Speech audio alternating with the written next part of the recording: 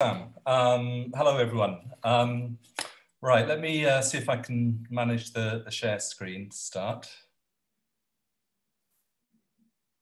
No, not that one. This one. Yep, that's coming up. Okay, right. Is that good? Right. I'm sorry. I have two cats, which I will try and control. Okay, so I'm very pleased to talk to you today. I've got kind of probably more questions about 20-minute neighbourhoods than answers, as I think most of us probably do. But just to introduce, the Mobility and Access Committee for Scotland is it's a statutory body which advises Scottish ministers basically about anything to do with transport and mobility for disabled people. So that's what we do.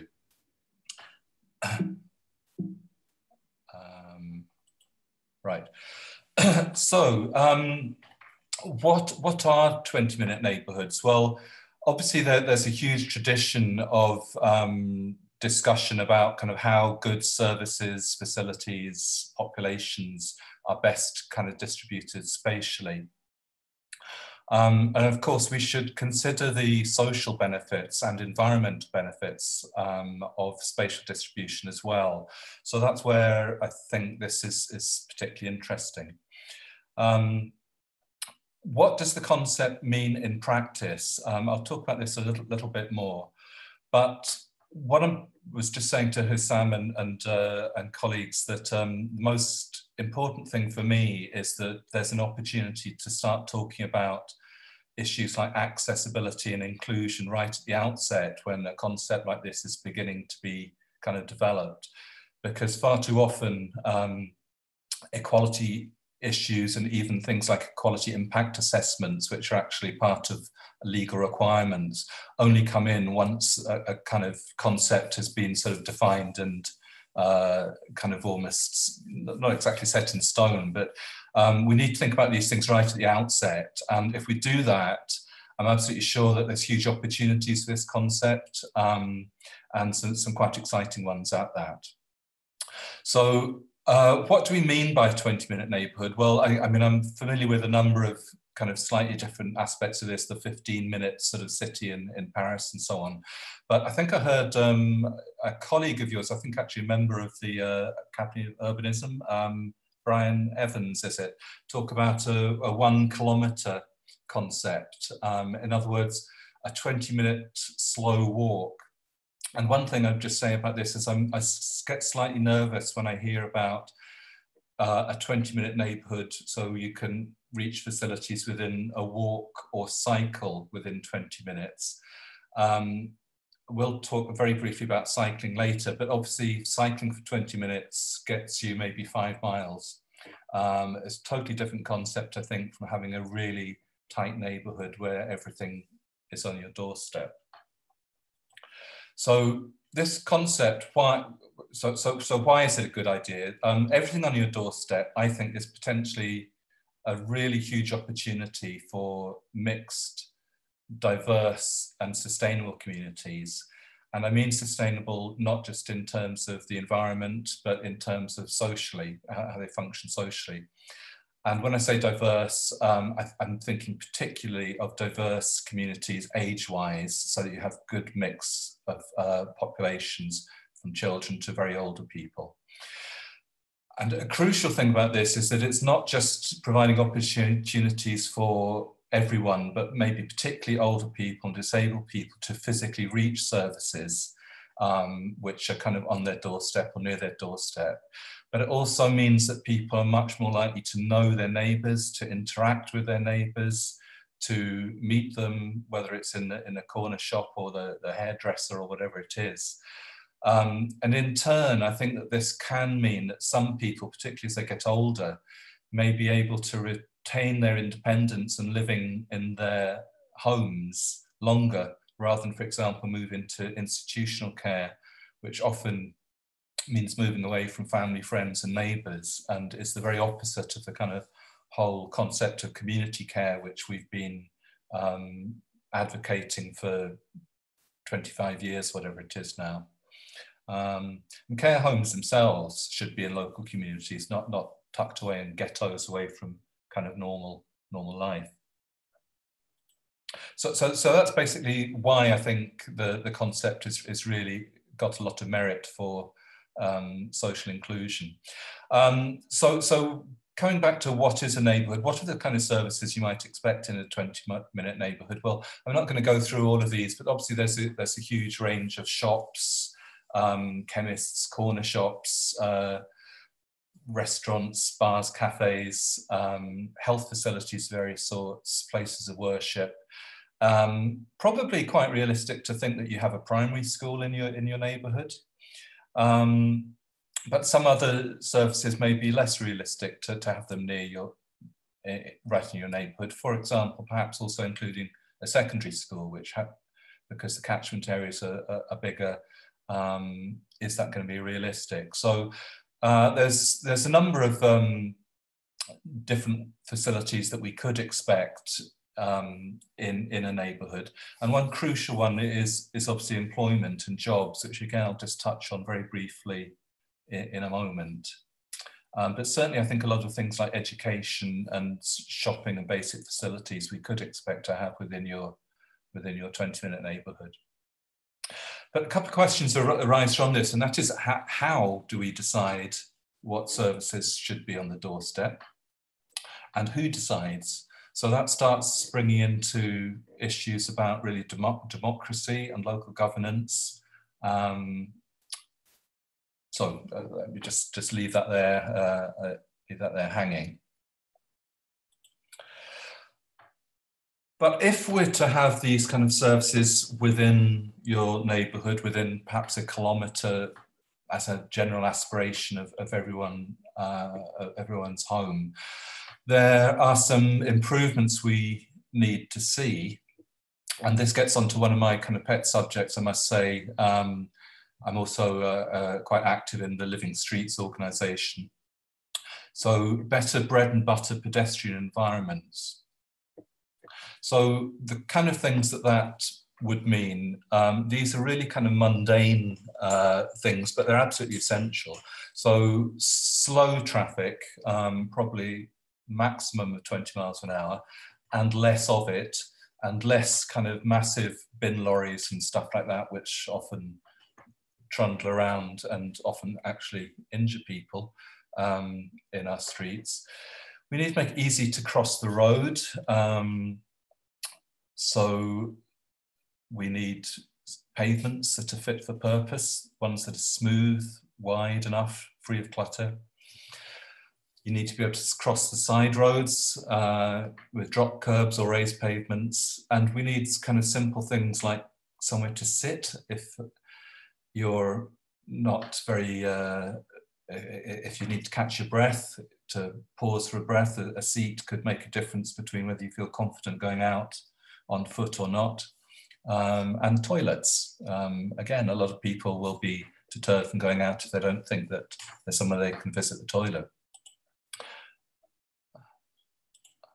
So this is, unfortunately, I don't have very many visuals, but this is a very mundane street in Edinburgh. It's in Oxgangs, but it could be pretty much anywhere in Scotland. Probably built in the, I don't know, would it be 50s or just before the war? So you've got a massive kind of junction splay there that is designed for vehicles to go around the corners fast, which means it's a long distance to cross that road if you're walking along it. The pavements are quite narrow. These ones actually aren't too bad, but very often these kind of pavements get, the hedges get in the way, maybe no drop curbs, all these kind of things. So this kind of really, there's a massive legacy of outdated pedestrian infrastructure which needs to change if we make these kind of neighbourhoods more attractive. But we also need other forms of transport, of course.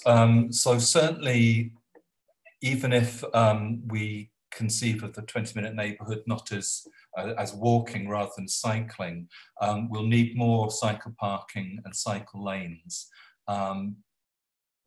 particularly, well in different places according to local circumstances. There's obviously going to be a continuing need for public transport. Everyone will want to and need to travel outside their neighbourhood. And also something that I think sometimes gets lost in some of these discussions and actually does disadvantage disabled people is that many people will need cars.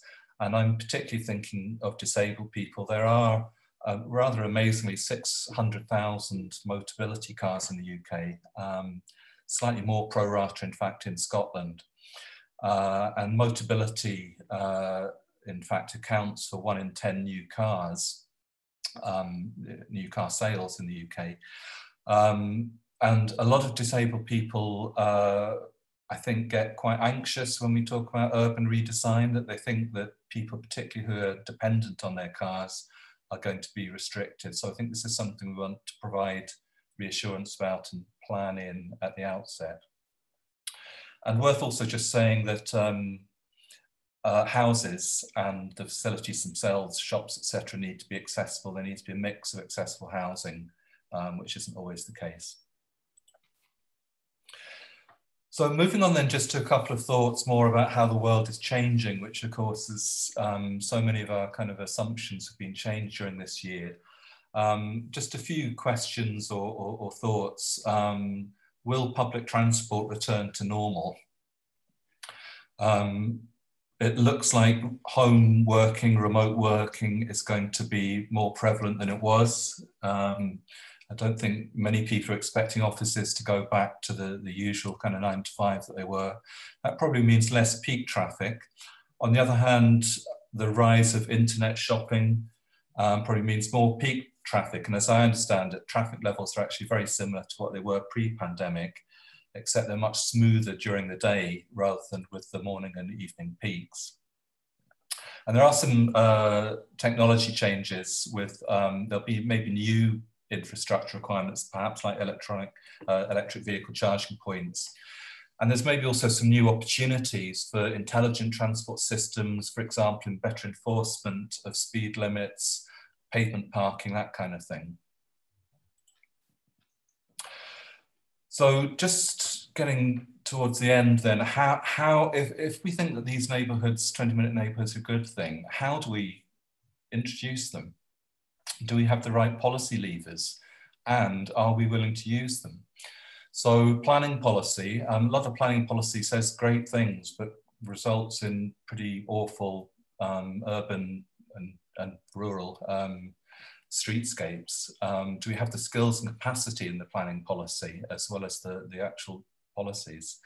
Financial incentives, tax rates, etc. And made a note, particularly in Scotland, obviously there's potential for a workplace parking levy, which could be important. And housing density, I think everyone acknowledges that kind of good, sustainable urban communities work well with a sufficient degree of housing density. But there's an awful kind of NIMBY effect that people often object to housing in their neighbourhoods. So we need to kind of tackle that and sell the benefits to communities. And just two final thoughts on where these might work. There are kind of urban and rural differences. Obviously, this goes back a bit to the kind of governance questions, what is needed in a community, who decides it. There's certainly differences between, say, a rural village and an estate in a big city. And I think there's also quite a difference in the concept between planning new housing developments, which far too often are sort of suburban car-centric sprawls, and applying the concept to existing communities where they already exist, and it's more a question of, it's a question of incentivizing the kind of facilities and services might exist in that community. So Madrigal de la Vera, it's just, I was on a walking holiday myself about 5 years ago. This is a little village of 1,500 people, 200 miles west of Madrid, approximately. Tiny wee place, but I was quite impressed with the library, the Biblioteca Municipal, which was very, very busy. would a little remote town in Scotland of 1,500 people have a thriving library? It's also got its butchers, bakers, tobacconists, being Spain, all the rest of it. So I thought about this village quite a lot, and thought it was actually maybe the quite a model for some of the kind of 20-minute neighbourhoods that we might even come back to. So just to finish, there's one other thing. I don't know if this slides will be circulated. Disability Scotland, Equality Scotland are doing a webinar in a couple of weeks' time about this concept as well, 20-minute neighbourhoods. There's a link there. And I've also put a link up to the Max website itself, which I'm afraid is buried away in the Transport Scotland website. So thanks very much. Thank you very much, David. That was really thought-provoking, and you raised some really interesting and valid questions. And I really like the how do we decide what services, but also who is responsible, who decides. So I found that interesting. And the second point I like before the Q&A, it's not only about the physical accessibility to services, but also how do we meet and where do you meet our neighbors, which is to me bringing the concept of neighborliness. And that's what is missing, I believe. And I believe neighborliness is really at the heart of 20 Minutes Neighborhood. Now, the Q&A, can I ask Joe? Joe asked an interesting question. Joe, do you want just to share that questions with everyone, please? Sure, gladly. I'm glad you think it's interesting, because I think depending on your brain type, it may be very tedious. But I'm conscious that there's a similar argument and a similar concept promoted in other cities for the 15-minute neighborhood. Now, obviously, each 5-minute chunk is not equal in terms of the geographical space. So I'm wondering whether what the argument is for one over the other, whether they've been evaluated side by side, and yeah, ultimately, why do we choose 20 minutes rather than 15 minutes?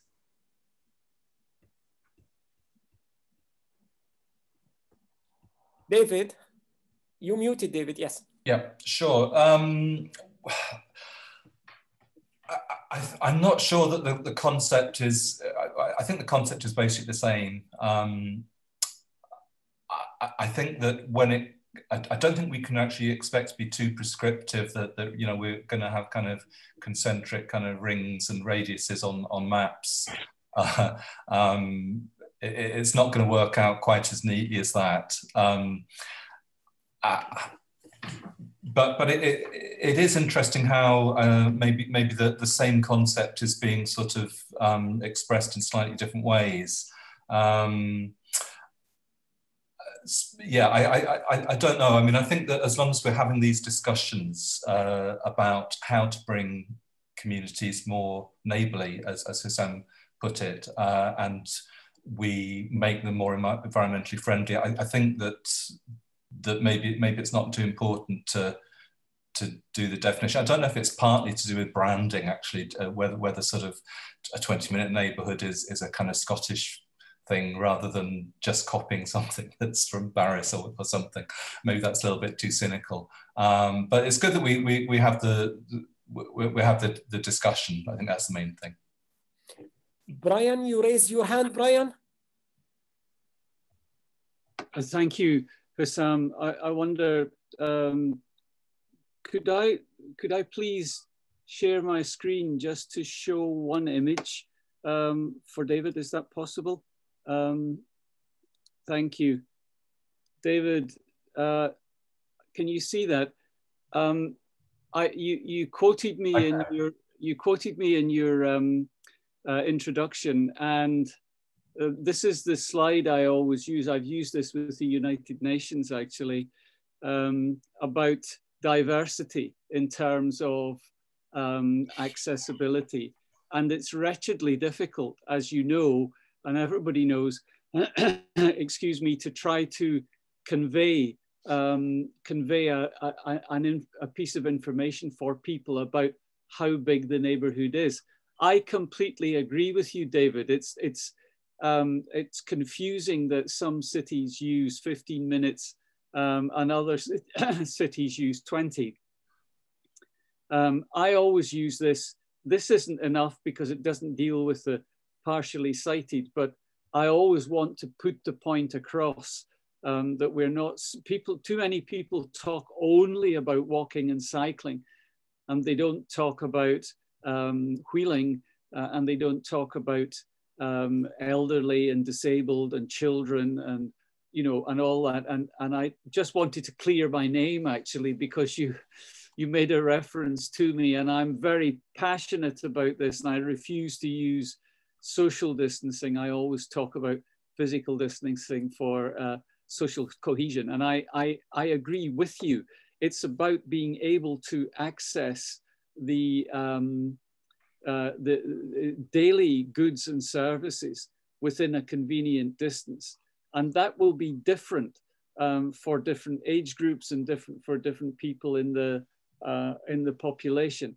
I always think the Dutch do this rather well, because they will concentrate denser development round about transportation interchanges, and the slightly less dense development can be further away, and you can make some degree of choice.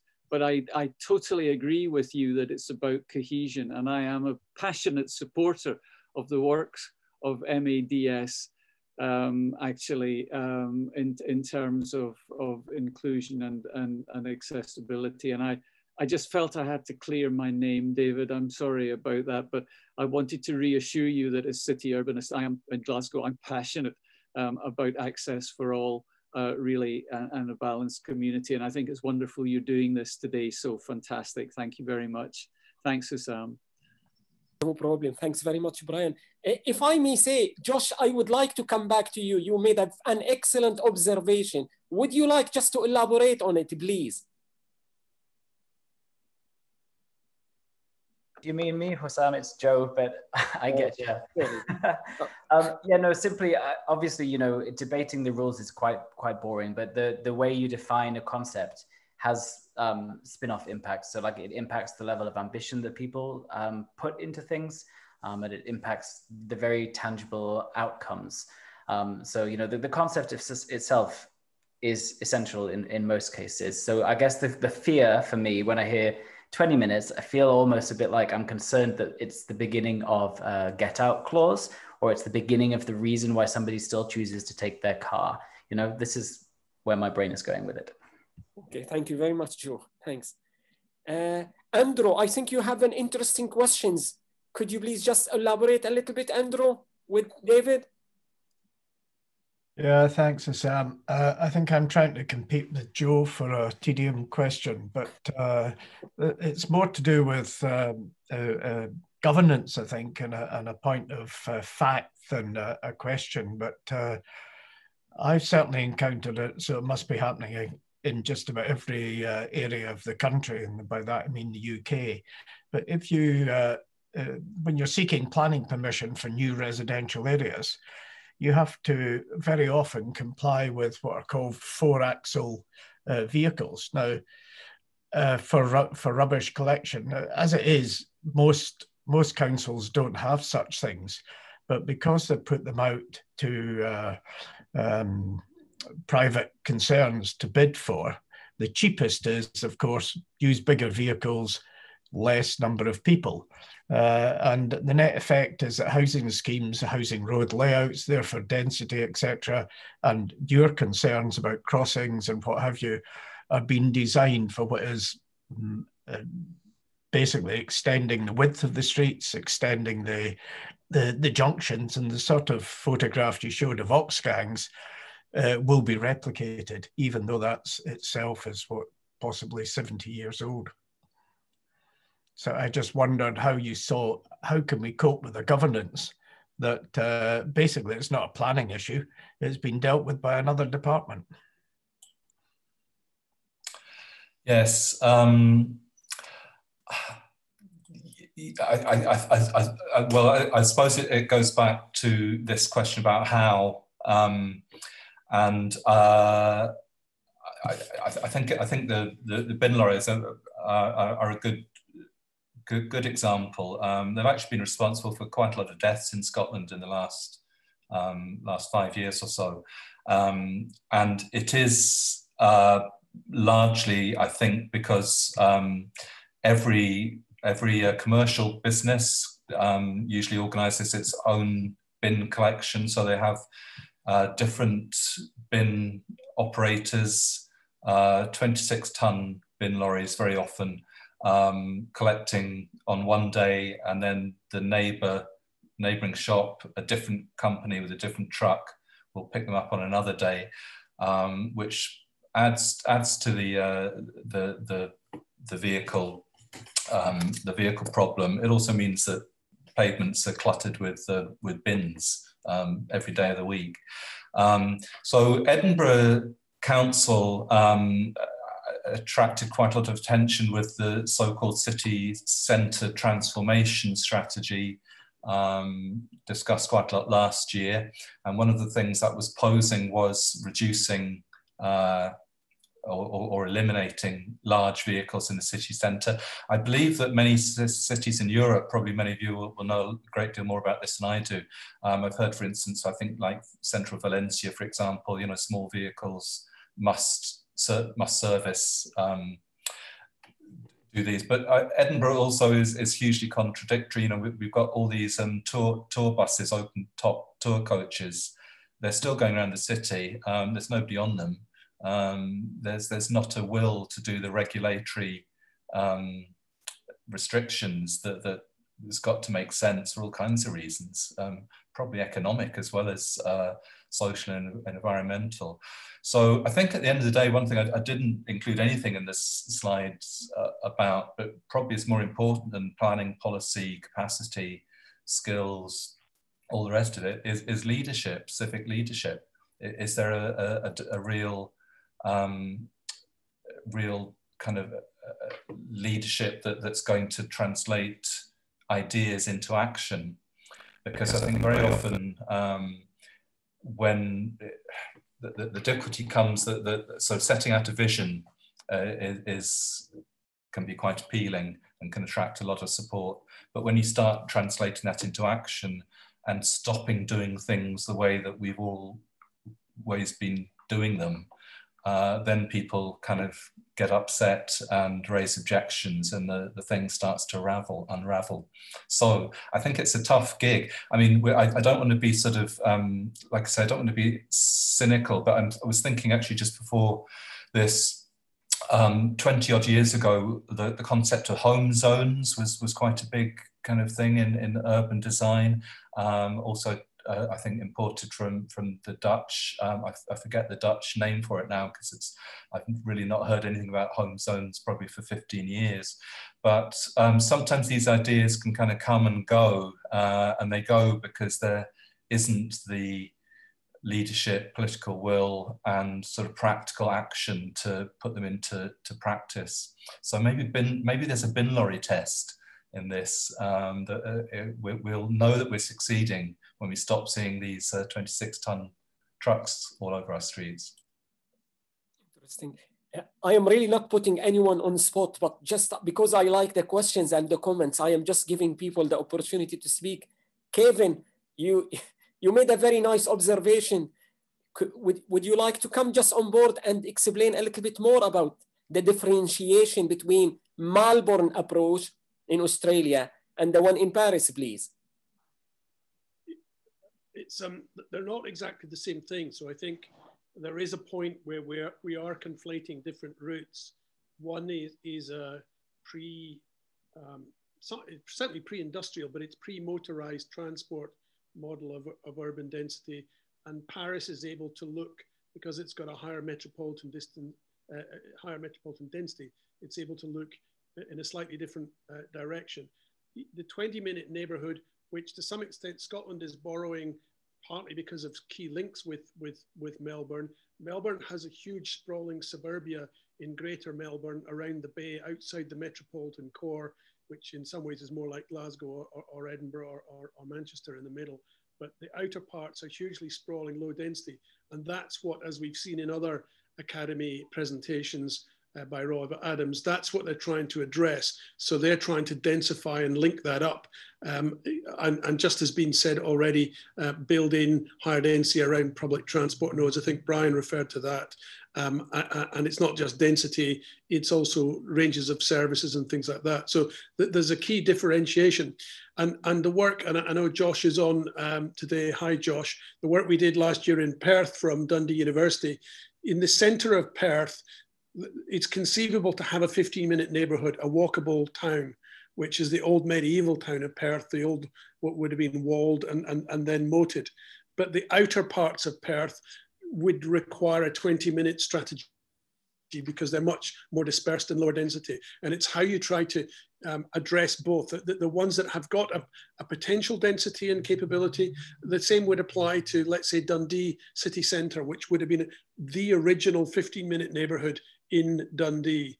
And of course, you've got others, Broughty Ferry to some extent the same, but there are other neighbourhoods on the edge of Perth like Whitfield or Camperdown, which clearly aren't. So it's similar to the point being made, I think Ian Wall referenced Oxgangs earlier, that the 1950s ones generally were built in a motorised culture, even if car ownership was low, and generally the densities were too low to do what we're talking about. So it's a really interesting debate. But I don't think it's a kind of monotheistic or monocultural concept. It almost depends what the starting point of the place is, what its carrying capacity and density. So it does link to Brian's point earlier about accessibility. And I think a lot of this will come down to density and mix, as well as the connectivity issues that David has set out, as in connectivity for all, that fairness point about all. But it's a really exciting area. And I think the danger is in all of this, if we're too reductive and we squeeze out the issues and interests at the margins to focus on, well, is it 15 minutes or is it 20 minutes? Because they are actually coming from slightly different directions.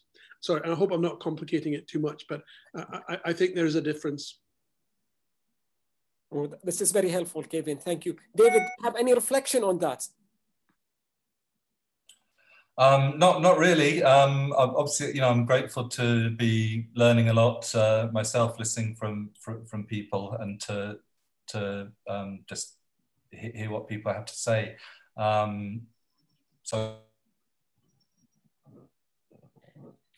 We've got young urbanists with us, and I think 3 of them rather new. Do you have any questions, Josh or Nick or Simon? Or even a reflection will do. Hi, I'll say something. Seeing as I work for Sustrans, I should probably talk about bikes. And I've just moved from Hackney, which is almost central London, to rural East Lothian. And I am a 15-minute cycle from the nearest village, East Linton. And it's just interesting to reflect on what the 15-minute, place looks like in the rural context. Often you're talking about slightly larger distances. How do we reduce car dominance and reliance in this context? I've just bought an electric bike, and you probably heard the announcement there's going to be subsidies for that coming next year. And I thought I'd just make the observation that it's interesting to think about the potential of electric bikes. I know we're talking about accessibility today and the challenges of that, access to bike use for many people, but what is the potential for electric bikes to extend the accessibility to essential amenities for people living in rural contexts? So I'll just put that out there. Thank you. Thank you. We have Ian, he raised his hand as well. Ian Wall, please. Just come back to this. I mean, the 15-20 minutes, I've always thought that the 20 minutes is a political move away from 15 minutes to make the schemes much cheaper, because as it's a radius, of course, the area dramatically increases and it's a less demanding objective. But even with that 20 minutes, the major problem seems to me, other than the physical design of our environments, which I agree with everything said, is the lack of facilities at the heart of a 15 minutes or thereby, or 20-minute thing. I think we underestimate the importance of nursery and primary schools as local centres. And although there's been lots of efforts over the years, some successful, some less so, to make them more social centres, this would seem to me a key way forward. to doing that, and not just having, I mean, the schools are important places where children and parents walk to every day. It's very sociable and so on.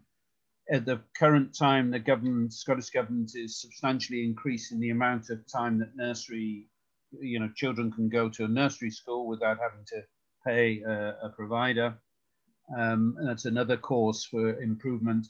And if we draw the health elements around that, then you start to get something that really is a social centre that people come and go to all day. Other things start to emerge. Really, we need to go back to the 50s and 60s when planners actually planned communities. They didn't just approve any developer's shitty scheme that they threw up because development is good. How we get there is a much more difficult small p and big P political problem. But if we don't face up to the politics, all our discussions will not in the end get us much further. Can I just add on to that? Because I think that's an interesting point. Last year I was involved in the National Housing Audit with UCL, and I went to survey a number of developments in the Midlands. And time and again, we found these quite car-reliant new communities, often kind of on the outskirts of towns like Sleaford and Derby. And I think it's been mentioned earlier, but the more that we can try to encourage urban extensions to be closer to the centre, obviously land value is a challenge, but the more that we can achieve that, the more likely we can actually build on these 15-minute dense clusters of amenities. But unfortunately, what we saw around the country was arguably the wrong type of planning. Interesting, thanks. Thanks, Simon. David, we have questions from Nick asking, how do we change the current business models that prevent 20-minute neighborhoods? For example, new build housing or large hospitals? Yes, good question. So as I mentioned in the presentation, there's obviously clearly an issue here about planning policy, but I think there's also issues around capacity, skills, political will, and leadership, as this discussion's kind of led us into quite vividly, I think. Almost every planning policy I've read, and I did used to work in one many years ago, although I've never really kind of understood planning, in that it very often says such good things about community, about sustainability, about the environment, and then we end up with, as somebody just said, these shitty developments. So I think there probably needs to be a change in mindset that isn't entirely development-led, that isn't about maximizing the profit or ensuring that developers can effectively make as much money as they can out of a particular piece of land. I mean, I live in Edinburgh, but all around Edinburgh, I see, particularly in places like Midlothian, these kind of awful car-centric housing estates, which are the very opposite of a 20-minute kind of neighbourhood concept. I'm sure Midlothian Council's planning policy says a lot of good things about sustainability and environment. So it's really a question of mindset, culture change and leadership. I'm glad actually somebody, Nick, mentioned large hospitals too. I was talking the other day with someone about there used to be this kind of whole tradition of cottage hospitals. So again, in somewhere like Edinburgh, there are all sorts of buildings, like there used to be one in Bruntsfield. There are many kind of community hospitals. And there's now, I think in the whole of Lothian, there are 2 A&E hospitals, St John's in Livingston and the Royal Infirmary, plus a couple of minor injury units like at Western General. So we've really centralised hospitals, and I really like the idea about focusing on primary schools and perhaps healthcare. And, maybe those are really putting them together is quite an imaginative and viable way to imagine what it might look like in a particular community if you started really building a critical mass of important local facilities around education and health. and then maybe some of the more commercial kind of retail type things might, those might attract commercial retail things. So I thought that was a really interesting idea. Excellent. Brian, just the final thoughts, if I may say, Brian, thank you. Oh, okay, sorry, I'll be brief.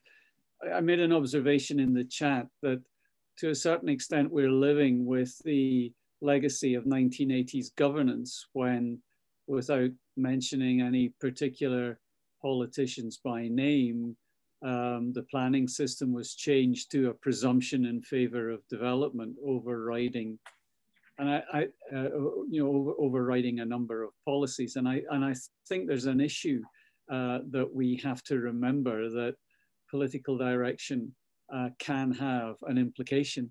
Quite a lot of the issues I face as city urbanist in Glasgow are dealing with the consequences of right to buy, for example, which is another aspect of governance from me. So I think that we need to remember that some of what we have just been talking about to change things, and the way that we account for things,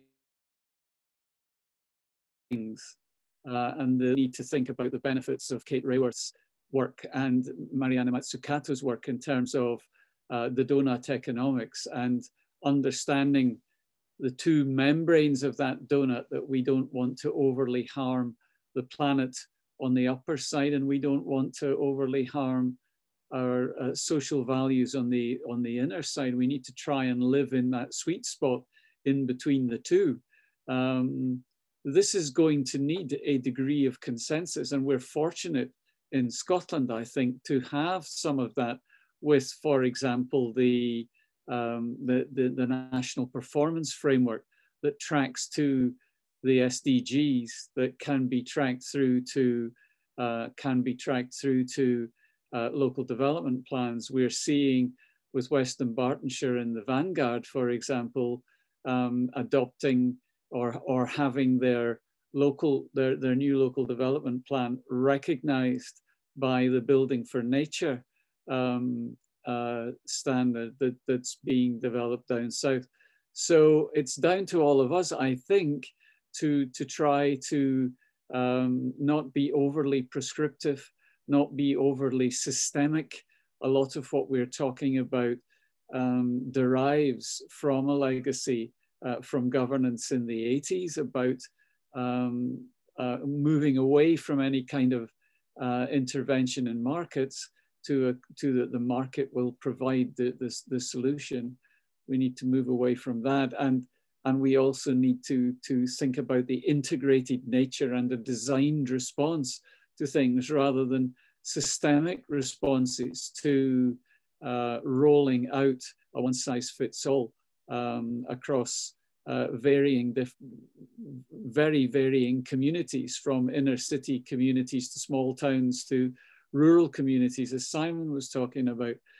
So I think it's beholden on all of us to try to bring that integrated, holistic thinking. I was really delighted recently to see in the work that Kevin and others have done for planning outcomes, the resurgence of the word holistic thinking in terms of drivers of planning. So I just wanted to say a word or two about that, Husam. Thank you, because we are trying to dismantle still some of the legacy from the 1980s, when big, and as the movies say, greed was good, and we need to try to recover economic values and integrated and designed responses, such that we account for everybody in the community and not just particular groups. Thanks very much. Thanks very much, Brian. And on behalf of the Academy of Urbanism in Scotland, we would like to thank David for really very thought-provoking presentation, and also the questions you raised. I found them interesting, but I really love the how can I say, the reflections from everyone, especially as well the last one from Brian. So thanks as well for our audience and for those who joined us for the first time as well.